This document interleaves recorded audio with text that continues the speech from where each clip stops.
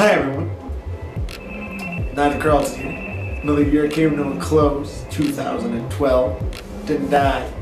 So it's time for my top 20 tracks of 2012. Very excited to be giving you guys another terrible list that nobody's gonna watch. Right off the bat, number 20, Elephant by Tame Impala. This was the first single to drop from Tame Impala's new LP, Lonerism, and I was immediately into that heavy, lumbering riff. Kind of reminded me of 70s rock a little bit, and then like this distorted, psychedelic twist to it that I really enjoyed. Number 19, Other People by Beach House. If you've listened to Beach House before, you know, you listen to the band, this track, nothing on this album was really comes that big of a surprise to you. It still has that dream pop feel to it. However, I was really into the emotional lyrics on this thing. They really pertain to my life in many ways this year. Number 18, His and Mine Sensations by Liars. You know, Liars took a different approach on their new album, Wish You, embracing, real, electronic, loop-based arrangement, and His and Mine Sensations is a great example of what they can do with that. It has this really Radiohead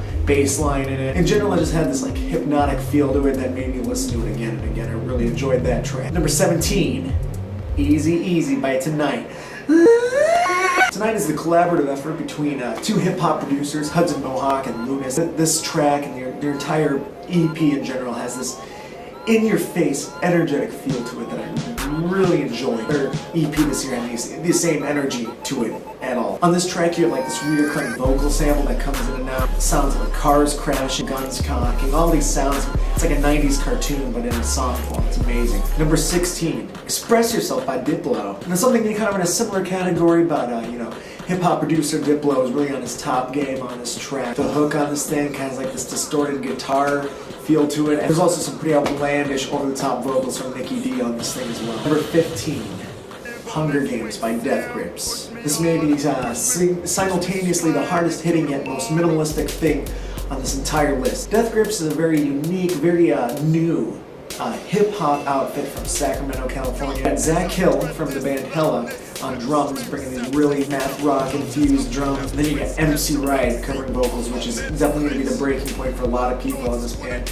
A lot of people do not like MC Wright's vocals. Picture like a homeless man screaming at you for 3 minutes at a time. On this thing, you got some really contradicting, sick lyrics from MC Wright and over a beat that ultimately ends up to be just Zach Hill drumming. It's a hard track to describe, really. You guys gotta listen to it, but it's a unique and stood out enough for me that's earned to place on this list. Number 14, Shireen, aka Master Splinter's Daughter by Kendrick Lamar. Kendrick Lamar is quickly becoming one of the hottest names in mainstream hip hop right now. His new album dropped this year, Good Kid, Mad City. It has like this really thematic feel to it, and this track is the first one on the album. Really sets the mood. It has this like eerie, otherworldly feel to it that really puts you in this place as Kendrick Lamar retells the story of falling in love with this girl from Compton and the consequences that he suffers for it. I wish all the tracks on here on this album felt as well put together as this one. A good album all the same.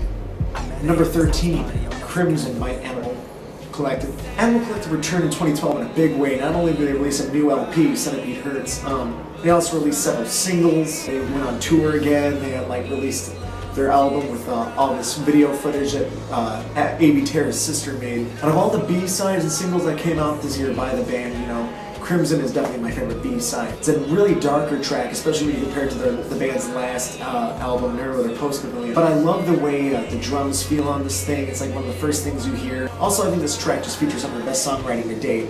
While I do think Centipede Hurts would have greatly benefited from this track actually being on there, not being a B-side, I still think it's cool to see some late 2012 releases from the group. Hopefully we'll see some more later on. Number 12, Default by Django Django. This track really came out of nowhere for me. I heard it on the radio and I immediately fell in love with the hook. It's one of the more memorable hooks in 2012 for me. It's kind of digitally manipulated, but at the same time there's acoustic instrumentation over it. So it has like this almost African feel to it. The entire album does, but yeah, it's a great track. Check it out.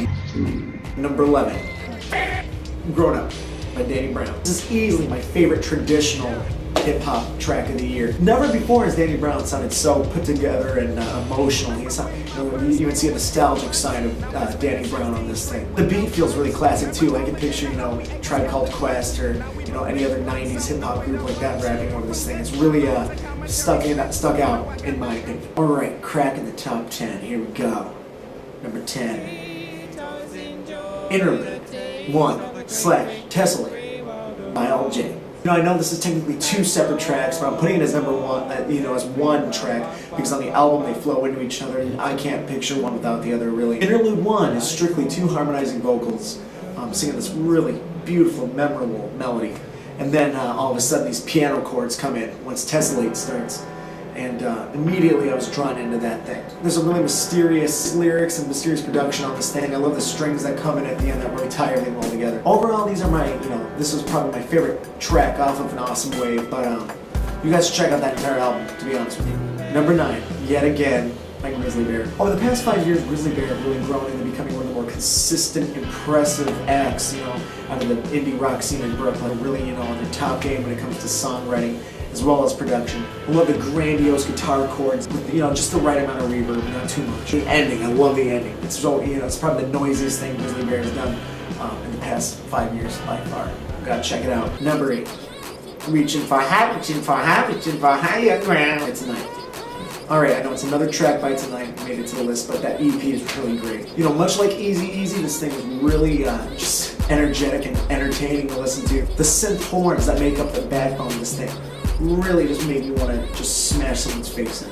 I think there's something that can be said about music that makes you want to react in such a physical way. By far, Higher Ground will probably win this year in that category. Number 7, Octagon by Liars. Ooh. It's one of the first songs I heard off their album, Wish You, and I just love the main loop on this thing. It sounds like something from Splinter Cell. It has this really heavy 4-on-the-floor bass riff thing. It creates this eerie tension that it's really, sticks out in my mind this year. It's interesting how aggressively, ominous it is, but at the same time, it's pretty danceable. Number 6, Hacker by Death Grip. Hacker was the last track on Death Grip's album, The Money Store, which came out in May. And talk about saving the best for last. If there's ever a song by Death Grips that I think a lot of people could get into, it'd probably be Hacker. It has a really catchy hook. Love the raw lyrics, about what you'd expect a song called Hacker to be about. Talking about how he has guys ATM digits. Saying about how Lady Gaga can't handle this shit. Talking about the dark corners of the internet as well. The chorus on this thing reminds me a little bit of like a Nine Inch Nails song or something. It just really took me by surprise, considering it's Death Grips. I think it's a track a lot of people would enjoy though. You should check it out. If you're gonna get into Death Grips at all, I would suggest starting here. Number 5, Mercy by Kanye West, Pusha T, Big Sean, and 2 Chainz. They're all great on this track, all of these guys, even 2 Chainz, which I don't say very often. The hook is super memorable. There's this really obnoxious vocal sample in there that makes you want to listen to it again and again just because how odd it is. I just love the overall production on this thing, and Kanye's verse might be one of the best things in mainstream hip-hop this year. Number 4, Sleeping Ute by Grizzly Bear. This is the first song anybody's heard from Shields, which is their new album. I was instantly interested in, that weird timing kind of thing they have going on in the verse. As the track progresses, you start getting heavier drumming from Chris Bear.